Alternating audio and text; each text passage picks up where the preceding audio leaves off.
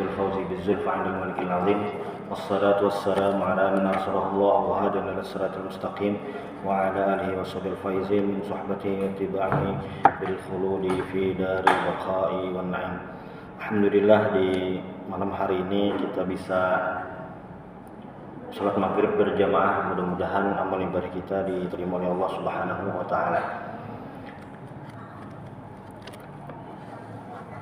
Ketika kita ingin membeli sesuatu, pasti kita akan mencari barang yang terbaik. Ketika kita mencari tanah untuk rumah kita, akan mencari tanah yang terbaik. Ketika mencari bahan bangunan untuk rumah kita akan mencari bahan yang terbaik. Tabiat manusia seperti itu, akan mencari yang terbaik. Ketika ingin mencari contoh manusia terbaik, maka tidak lain dan tidak bukan itulah Nabi Muhammad Sallallahu Alaihi Wasallam, yang mana Rasulullah Sallallahu Alaihi Wasallam memang jadi uswatun hasanah. Kenapa jadi utusan Allah itu dari manusia bukan dari malaikat? Karena bisa diikuti. Kalau seandainya contoh kita itu malaikat, akan sangat sulit kita mengikuti. Kenapa? Karena malaikat itu tidak memiliki nafsu. Mereka hanya memiliki akal. Yang mana malaikat itu ketika diperintahkan beribadah, mereka sanggup beribadah dengan waktu yang lama. Disuruh sujud, disuruh ini sini, tanpa bergeming, tanpa ada rasa kelelahan. Makanya nabi-nabi dan rasul itu manusia agar umatnya bisa mengikuti, termasuk Nabi Muhammad Sallallahu Alaihi Wasallam. Makanya ketika kita membaca kisah para ulama ketika menggambarkan Rasulullah Sallallahu Alaihi Wasallam, beliau itu kesehariannya sama seperti kita. Dalam sebuah riwayat itu disebutkan ketika selesai sholat subuh itu Nabi Muhammad duduk-duduk bersama para sahabat, duduk-duduk. Kayak besar kita tuh mau ngopi lah, mau warung dulu gitu. Apa yang mereka ceritakan, apa yang mereka bahas, terkadang mereka menceritakan tentang pengalaman waktu masa jahiliyah, masa masih belum masuk Islam, mengenang masa-masa yang dulu. Artinya Rasulullah berinteraksi dengan orang-orang, bukan sosok yang menyendiri, tidak terlibat di masyarakat, tidak, tapi Rasulullah hidup bersama para sahabat sehingga Rasulullah bisa diikuti.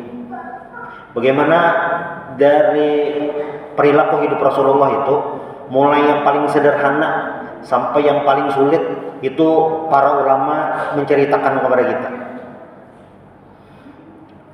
Dari bangun tidur, doa apa yang dibaca, apa yang dilakukan, sampai bagaimana kalau mau tidur kembali itu diajarkan. Dan semua itu macam-macam.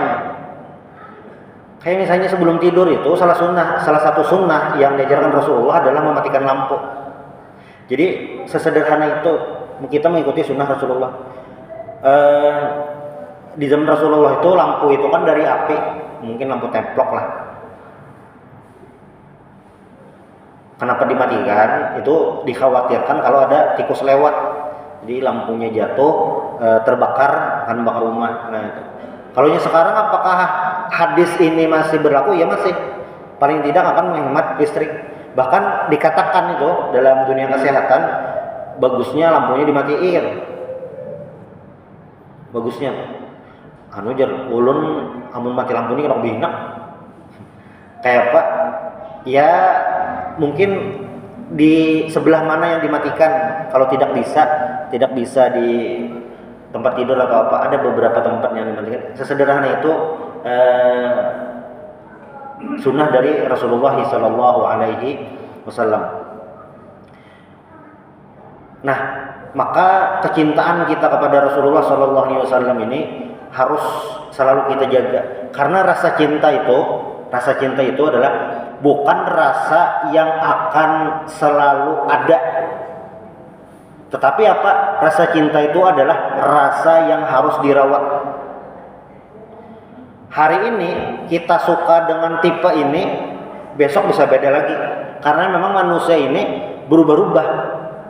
Makanya ada doanya itu, ya muqallibal qulub, tsabbit qulubi atau tsabbit qalbi ala dinika wa ta'atik. Ya Allah yang membolak-balikan hati, tsabbit qalbi, tetapkanlah hatiku ala dinika wa ta'atik, atas agamamu dan ketaatan kepadamu. Nah, manusia seperti itu. Nah, cinta kita kepada Rasulullah SAW itu jangan sampai pudar. Jangan sampai itu. Karena apa? Karena dalam riwayat lain itu disebutkan ketika Sayyidina Umar ditanya siapa yang paling dicintai, kata Sayyidina Umar, yang nomor satu saya mencintai diri sendiri, lalu engkau ya Rasulullah. Kata Nabi, bukan, yang dicintai nomor satu adalah Rasulullah. Nomor satu itu. Jadi harus lebih mencintai Rasulullah daripada diri kita sendiri. Idealnya seperti itu. Jadi Rasulullah nomor satu dicintai, dan rasa cintanya tuh harus selalu dijaga. Bagaimana cara menjaga cinta Rasulullah SAW? Tentu kita dengan mengingat pesan-pesan Rasulullah SAW dari hadis Nabi. Hadis Nabi itu kan bisa jadi qaulan, ucapan. Mayuridillahu bi khairin yufaqihu fiddin.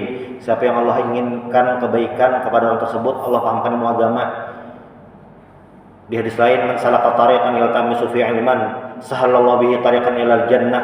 Siapa yang berjalan untuk menuntut ilmu, nah pian dari rumah datang ke masjid ini untuk menuntut ilmu, maka apa? Sahalallahu bihi tariqan ilal jannah. Allah mudahkan jalan menuju surga. Itu jenis hadis yang qaulan. Lain lagi nanti ada hadis Nabi yang fi'lan. Misalnya kayak Nabi suka tayammum, Nabi suka sebelah kanan, memakai baju sebelah kanan, memakai sandal sebelah kanan, memakai tapih kada omong sebelah kanan. Itu Nabi, itu fi'lan, pekerjaan Nabi. Dan itu pasti kita ikuti, bisa. Memakai sandal sebelah kanan itu pasti bisa. Yang ada tuh kada ingat. Ada kada ingat itu ya, pasti bisa. Lalu apa? Takrir. Takrir ini Nabi melihat, tapi Nabi tidak komentar. Artinya Nabi mengakui aja. Ini ada beberapa kejadian-kejadian. Misalnya kayak sahabat Khalid bin Walid itu makan kadal gurun, ngarannya dok. Bodi kita kan ada bang, dok. Namun bahari itu waktu belajar tuh biawak, atau diartikan padahal biawak pada kita nih lain. Doknya kadal gurun, makan tumbuh-tumbuhan. Itu Nabi tidak menegur Khalid bin Walid, artinya boleh dimakan, itu takrir. Nah, kita tahu ucapan Nabi, pekerjaan Nabi, takrir Nabi itu adalah sarana untuk kita selalu mencintai baginda Rasulullah SAW. Apakah rasa cinta kepada Rasulullah itu bisa berubah, bisa berkurang? Tentu. Ketika ada seseorang itu yang dia jarang mengamalkan sunnah Nabi, jarang membaca sirah nabawiyah, jarang berinteraksi yang berhubungan dengan Rasulullah SAW, sedikit banyak rasa cintanya akan pudar, dan itu sebenarnya sudah lampu kuning. Jangan sampai kita jauh dari Rasulullah SAW. Di riwayat itu kan disebutkan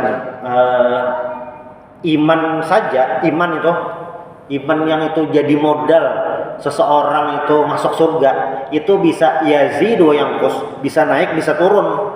Al-imanu yazid wa yanqus. Yazid bertambah apabila ya'malu at-ta'at, mengerjakan ketaatan.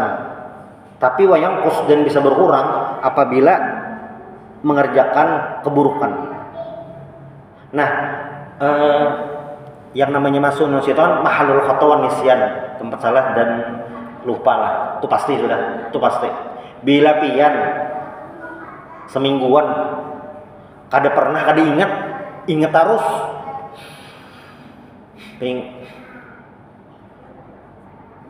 Itu apa tandanya? Dicek dulu ada apa nih, kenapa jadi ingetan terus? Minum kopi kan banyak kan, atau apa? Ada pasti. Makanya ketika kita mencari keburukan orang lain pasti dapat. Karena apa? Manusia pasti memiliki kekurangan mahalul khatuan nisyan tadi. Nah, iman itu yazid wa yanqus. Tetapi walaupun seperti itu, kadang kita rajin ibadahnya, kadang kurang, istiqomahnya masih belum menancap, masih belum kuat lagi. Tetapi cinta kita kepada Rasulullah itu harus tetap, jangan berubah. Karena kalau digutak-gutak itu rasa cinta kita pada Rasulullah. Kenapa? Sahabat nih, semaksiat-maksiatnya mencintai Rasulullah, datang kepada Rasulullah. Maksudnya ketika mereka berbuat maksiat, mereka sadar kemana harus mengadu, kemana harus curhat, datangi Rasulullah SAW. Rasulullah akan selalu memberikan solusi. Itulah kenapa jadi harus rasa cinta kita itu harus tetap ada pada Rasulullah. Jadi ada sahabat Nabi di bulan puasa. Ini kita sering untuk mendengar ceritanya, cuma ini selalu diulang, sangat menarik. Kan bulan puasa itu dilarang hubungan suami istri pada siang hari. Karena itu pembatal puasa, satu. Lalu yang kedua, bukan sekadar pembatal, ada hukumannya, kafaratnya. Jadi sahabat tadi di tengah hari bulan puasa dia hubungan suami istri. Lalu datanglah sang suami itu kepada Rasulullah. Halaktu ya Rasulullah. Bahasanya lah halaktu itu aku binasa. Halaktu ya Rasulullah. Di tengah kesalahan yang dia lakukan, fatal nih bulan puasa, melanggar itu, tetapi dia masih sadar, sahabat tadi masih sadar kemana harus mengadu, kepada Nabi. Datang pada Nabi, halaktu ya Rasulullah, ulun binasa Nabi. Jawaban Nabi, kayaknya masih neraka Bang. Ada. Apa jawaban Nabi? Wa ma ahlaka, apa yang membuat engkau binasa? Jama'tu ahli fi nahari Ramadan. Jama'tu ahli fi nahari Ramadan. Aku menjima keluargaku, maksudnya istri, pada tengah hari bulan Ramadan. Oh, jangan Nabi berarti langsung aja kafaratnya memerdekakan budak. Ulun Nabi kada bisi duit, larang benar. Waktu berarti sum syahrain mutatabi'ain, puasa 2 bulan berturut-turut. 2 bulan berturut-turut itu kan bulan Ramadan ya lah. Berarti Syawal, Dzulqa'dah itu 2 bulan. Bilanya sehari pecah ulang dari awal lagi, 6 bulan itu kalkulasinya kurang lebih 60 hari itu berarti 2 bulan. Berarti Syawal lawan Dzulqa'dah puasa terus. Jar sahabat nang tadi, jangankan nang itu Nabi, ini nyata bulan puasa nang orang sekampungan beratan puasa, kada kau puasa ulun.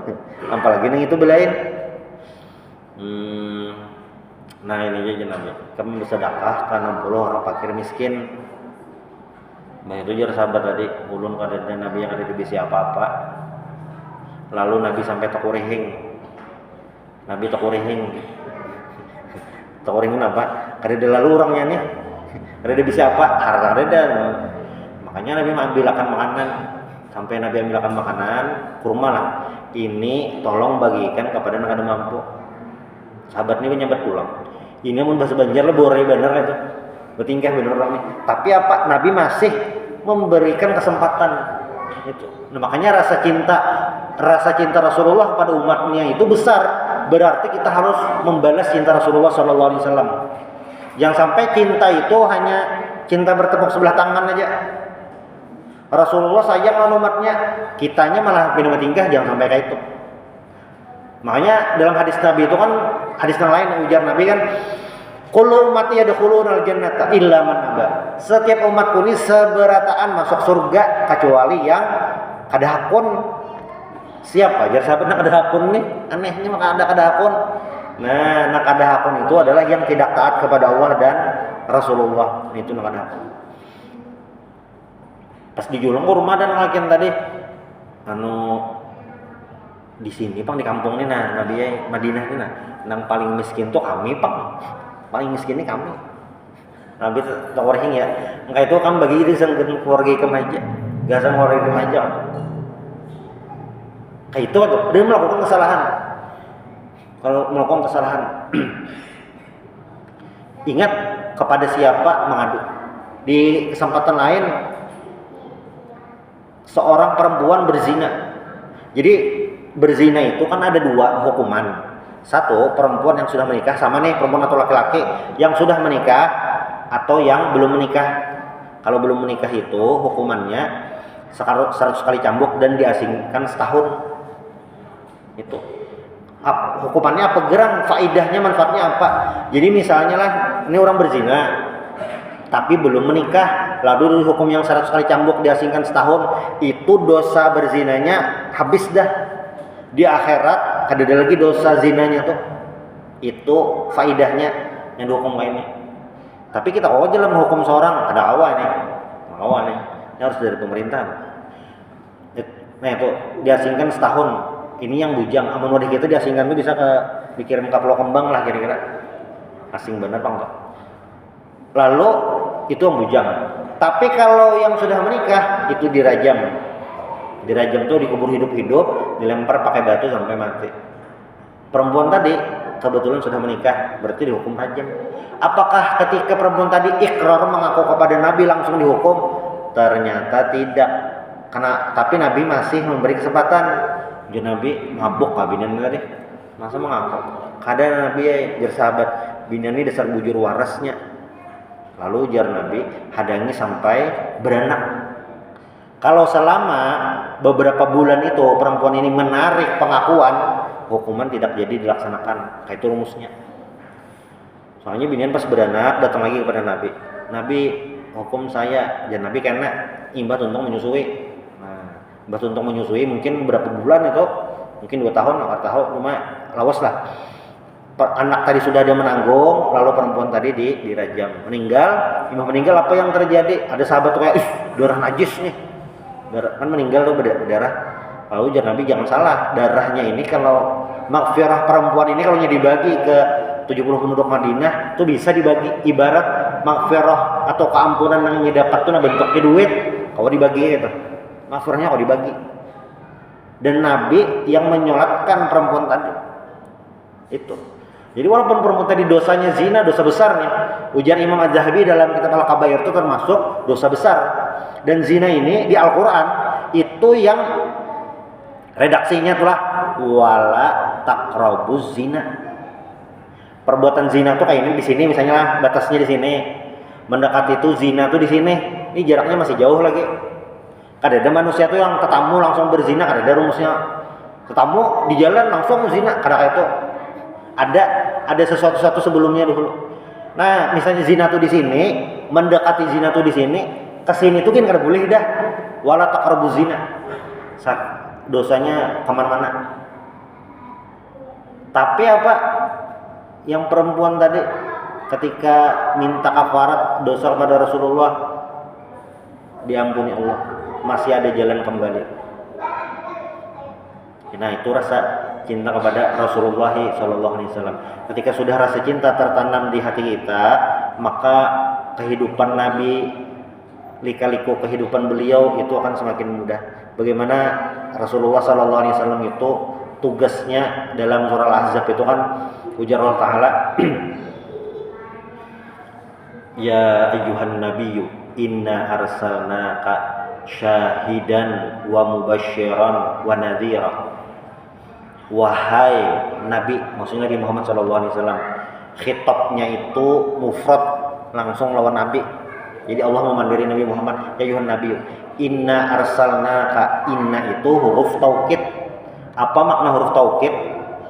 Bujuran, nah itu sungguh. Inna arsalnaka, kami mengutus engkau syahidan, sebagai saksi amal ibadah umatnya karena hari kiamat. Pemubasyiran, dan pemberi kabar gembira kepada orang beriman. Pemberi kabar gembira tentang surga, yang surga tajri min tahtihal anhar, yang di surga tuh kayak ada akhirat itu surga ada telaga Kausar, yang mana telaga Kausar itu bila diminum la yazma abadan, tidak akan haus selama-lamanya. Amun ada di dunia nih luar biasa nih. Kada menukar galon lagi kita dah. Ada Telaga Kausar. Karena Pak layad ma'abadan yang ahla minal asal, lebih manis daripada madu, wa abyad minal laban, lebih putih daripada susu. Pokoknya nyaman benar dah Telaga Kausar tuh. Basyiran, pemberi kabar gembira, wa mubasysyiran, untuk pemberi gembira, wa nadhira, pemberi peringatan. Peringatan kepada umatnya ada azab yang pedih. Nah makanya para ulama tuh merumus dalam hidup itu kita ada ngarannya sifat roja, ada ngarannya sifat khauf. Roja itu adalah sifat harapan kepada Allah. Allah Maha Pengampun, Maha Pemberi maaf. Allah memiliki rahmat yang luas. Nah itu sifat roja. Tapi kita juga harus memiliki rasa takut. Takut menggawi dosa, takut tertinggal sembahyang. Nah para ulama itu merumuskan khauf dan roja itu waktu hidup tuh harus 50-50, seimbang. Bilanya kebanyakan roja itu ditakutkan meremehkan dosa. Kada apa-apa aja, karena kalau aja istighfar Allah Ta'ala. Nah kalau pindah kayak itu. Bilanya kebanyakan khauf, sedikit neraka. Kayak orang tua berdosa, neraka langsung kayak itu. Jadi apa? Seimbang. Nah cuma jar ulama bilanya sudah parak meninggal itu apa yang harus dikerjakan atau sifat apa? Sekalinya bilanya parak meninggal harus sifat roja itu yang diutamakan. Pina garing-garing, pina anu sudah. Maka apa? Harus roja tadi. Ingat Allah Maha Pengampun, rahmat Allah itu luas. Wa rahmati wasi'at kulla syai'. Rahmat Allah ini meliputi semuanya, termasuk masuk surga. Yang amal ibadah kita itu kan paling seapa gitu, tapi mendapatkan ganjaran yang surga itu khalidina fiha abada. Itu yang dinyatakan. Nah, itu hasil daripada mencintai Rasulullah sallallahu alaihi wasallam. Jadi Rasulullah nadhiran memberi peringatan itu, tahu kita ketakutan bagaimana yang terjadi. Bagaimana dosa ini di dalam neraka. Bagaimana di neraka itu la yamutu fiha wa la yahya, tidak mati, tidak hidup. Bagaimana orang di neraka itu akan merasakan azab yang dalam Al-Qur'an tuh wa baddalnahum juludan ghairaha liyadzuqul azab, dan kami ganti kulitnya supaya merasakan azab. Wa baddalnahum juludan ghairaha, kami ganti pakai kulit yang hanyar. Jadi dalam ilmu anatomi tubuh, makanya ilmu tentang panca indera, ilmu biologi, kulit kita ini bilanya terbakar sudah kehilangan sensitivitas rasa. Dia pejapai itu nggak lebih berasa. Kulit terbakar itu kayak itu di neraka, supaya inya merasakan sakitnya terus dibakar, bara terbakar hangit, diganti kulit hanyar, sakit pulang, ganti terbakar, ganti lagi kulitnya. Supaya apa? Liyadzuqul azab, supaya merasakan azab yang pedih. Itu nadhiran, Nabi memberi peringatan supaya takutan. Wada'iyan ilallahi bi'idnihi wa sirajan munira. Rasulullah ini adalah wada'iyan ilallah, mengajak kepada Allah Subhanahu wa taala. Nah, termasuk kita amun hendak mutabah dengan Nabi, menggawi yang ini juga. Mapa memberi kabar gembira, memadahi orang tentang surga, nadhiran, mengingatkan, nahi mungkar. Selemah-lemah nahi mungkar apa? Dengan al-qalb. Man ramikum mungkar fa biqalbih wa dzalika adhaful iman. Maksudnya kayak apa gerang selemah-lemah iman tuh? Maksudnya kayak ini. Ketika kita melihat kemaksiatan, bagaimanapun bentuknya, jangan sampai tegeretek di hati kita membenarkan kemaksiatan tersebut. Nah itu yang wadzalika dhaful iman. Bahaya tuh ketika kita menormalisasi sebuah dosa. Kenapa Pak? Kenapa Pak? Nah itu jangan sampai gitu. Itu yang wadzalika dhaful iman. Lalu Rasulullah wada'iyan ilallah, mengajak kepada Allah. kita ajak kebaikan. Misalnya orang ada hakun rugilah, ada rugi. Karena apa? Karena nilai pahala itu di mengajak. Mau atau ada itu sudah urusan Allah Subhanahu wa taala. Hidayah itu Allah yang mengatur. Innaka la tahdi man ahbabta walakinnallaha yahdi man yasha. Kamu tidak bisa, Allah memanggil Nabi Muhammad waktu peristiwa meninggalnya Abu Thalib. Kamu tidak bisa memberikan hidayah man ahbabta, orang yang kamu cintai, orang yang kamu sukai. Walakinnallah, akan tetapi Allah yahdi man yasha, memberikan petunjuk kepada orang yang Allah kehendaki. Allah kehendaki. Abu Sufyan. Jadi waktu perang Badar itu tokoh-tokoh Quraisy banyak matian. Abu Jahal, Umayyah bin Khalaf, Utsbah bin Rabi'ah, banyak tokoh-tokoh Quraisy yang mengganggu Nabi, mencela Nabi, mengalihi Nabi, banyak banget. Tapi yang bertahan hidup salah satunya adalah Abu Sufyan. Di perang Uhud, Abu Sufyan ini tulak dengan sang istri, bersama istri Hindun.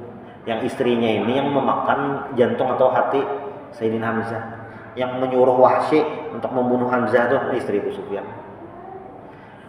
Mbah Abu Sufyan ini juga yang jadi pimpinan pasukan koalisi waktu perang Ahzab. Abu Sufyan ini bawa kabilah sampai terkumpul kurang lebih 10.000 untuk menyerang kota Madinah. Kurang jahat apa Abu Sufyan nih? Tapi ternyata Abu Sufyan ini adalah orang yang terpilih dapat hidayah dari Allah Subhanahu wa taala. Kayak apa? Waktu Fathu Makkah. Abu Sufyan ini, ujar para ulama, Abu Sufyan ini wahasuna islamuhu, Islamnya baik. Itu namanya hidayah. Wada'yan ilallah, ketika kita mau pati Nabi, mengajak orang, itu kita serahkan hidayahnya kepada Allah aja. Nah, serah sidin aja kayak apa? Yang penting kita membawai. Nah, belum lagi kayak sahabat Nabi Suhail bin Amr karena. Jadi Suhail ini termasuk pembesar Quraisy, ahli orator, bepandir bisa, negosiator, mediator, bisa bepandir pokoknya. Waktu perang Badar ini tertangkap jadi tawanan. Ujar Sayyid Umar, Nabi, ini ilatnya nih namun untung orang ini bahaya benar. Suhail bin Amr nih, muntatak jangan pukul jangan ini muntungnya nih nah, supaya nyata kau pandir. Ujar Nabi jangan.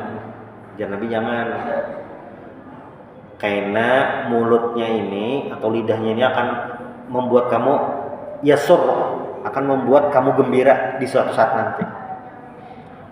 Waktu perjanjian Hudaybiyah, Suhail bin Amr ini mewakili kafir Quraisy. Yang kan sulh Hudaybiyah itu perjanjian loh antara orang Quraisy dan Nabi Muhammad, gencatan senjata. Nabi kan tahun itu hendak umroh, tahun Nabi Hijrah itu hendak umroh, tapi orang Quraisy kada mengizinakan. Jika ibarat wah ini tuh pisahnya kada keluar, nak umroh bisa kada keluar ada jadi Nabi bahari itu juga. Hendak umroh 6 Hijriah gagal.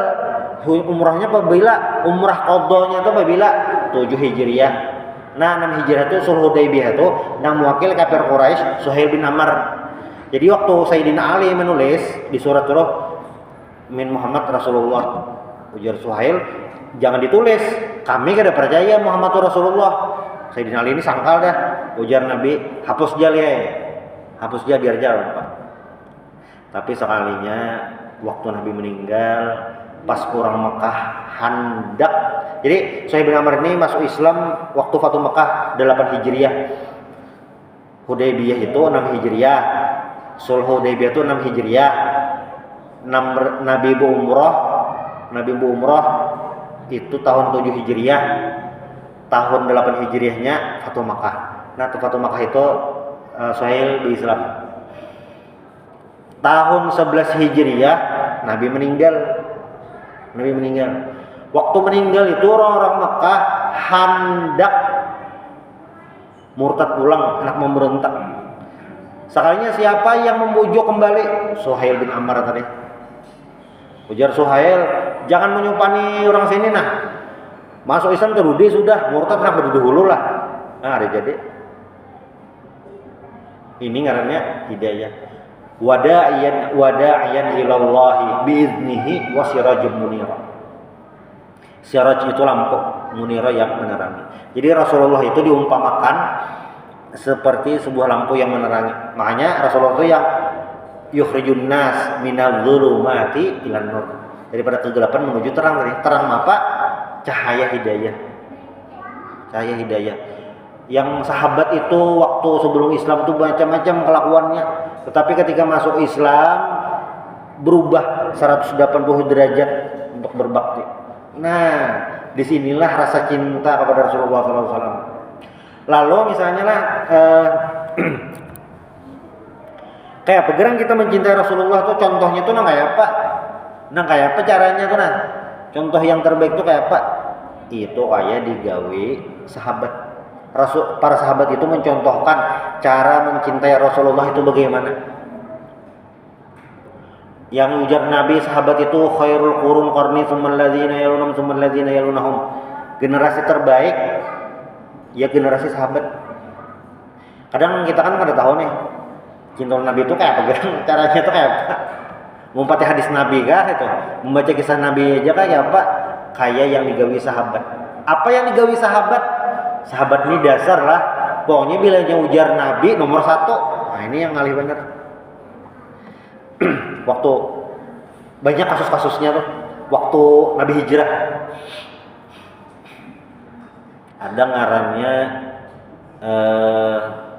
apa nih? Suhaib bin Sinan Ar-Rumi. Sidin ini pendatang di kota Mekah. Lain orang Quraisy. Orang jauh. Ar-Rumi itu kan itu nisbah orang Romawi, pokoknya orang jauh. Jadi datang ke Mekah itu kada bisi duit sama sekali, nol. Jadi membangun bisnis dari nol. Suhaib bin Sinan Ar-Rumi ini. Nabi berdakwah masuk Islam. Nah, waktu musim hijrah, sahabat hijrah. Suhaib ini hendak juga hijrah. Pas hendak hijrah, lalu tetamu lawan bebuhan kafir Quraisy. Ini nang baju hijrah. Ikam ke Makkah ada bisi duit sama sekali. Wah ini banyak bisi duit. Hendak ikam bawa lah duit ikam untuk ke Madinah. Ibaratnya tuh kayak hendak membawa harta kami aja nih. Apa ujar Suhaib bin Sinan Ar-Rumi ini Jasidin lah. Jasidin kayak ini aja nah. Buah nikah mau unting harta kola. Itu aku nih hendak hijrah. Kayak ini aja kita anunya deal-dealernya. Tuh hartaku seberataan. Sidin ini mulai dari nol sampai jadi orang sugih.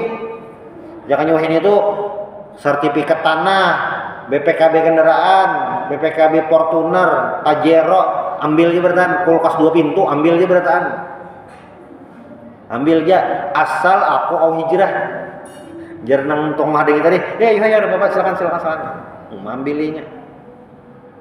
Sampai yang kayak itu. Nah, makanya hadis tentang hijrah itu adalah hadis tentang niat. Yang mana Imam Nawawi mengandak hadis niat itu di nomor 1 di kitab Riyadhus Shalihin, di kitab Arba'in Nawawi Sidin itu. Innamal binniat itu diandak nomor 1 kan. Karena apa? Karena ya niat itu kan berhubungan dengan kecintaan tadi. Faman kanat hijratu ilallahi fa hijratu ilallahi wa rasulih. Siapa yang memang hijrahnya karena Allah, maka dia dapat karena Allah.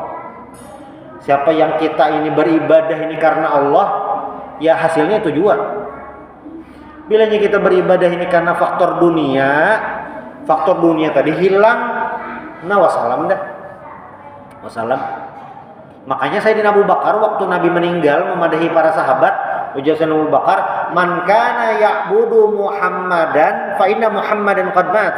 Siapa yang menyembah Nabi Muhammad sudah meninggal. "Wa man kana ya'budullaha fa innallaha hayyun la yamut." Siapa yang menyembah Allah, maka Allah Maha hidup, pada mati. Jadi Nabi itu bukan Tuhan. Tapi apa? Nabi ini adalah utusan Tuhan, utusan Allah Ta'ala yang tugasnya memberitahu manusia tentang ada hari akhir, tentang beriman kepada Allah, tentang beriman kepada malaikatnya. Nah, cinta kepada Nabi, kita tahu tugas-tugas Nabi Muhammad Shallallahu Alaihi Wasallam. Jadi ketika kita sudah tahu tugas Nabi, salah satu cara mutabah dengan Nabi, salah satu cara menjaga cinta kita kepada Nabi, menggawi apa yang Nabi gawi. Semakin banyak kita mengumpati gaya hidup Rasulullah Shallallahu Alaihi Wasallam, maka semakin banyak peluang kita memperbesar, memperdekat jarak kita dengan syafaat dari Rasulullah Shallallahu Alaihi Wasallam. Di surah Al-Isra itu kan ini, wa minal laili fatahajjad bihi nafilatak asa ayyab'atsaka rabbuka maqaman mahmuda. Allah itu memberikan Rasulullah, memberikan Nabi Muhammad maqaman mahmuda, posisi yang tinggi. Salah satunya apa? Nabi Muhammad memiliki syafaat uzma di hari kiamat. Itu mah apa? Syafaatnya nih bisa mempercepat penghitungan karena orang mahdangi kelawasan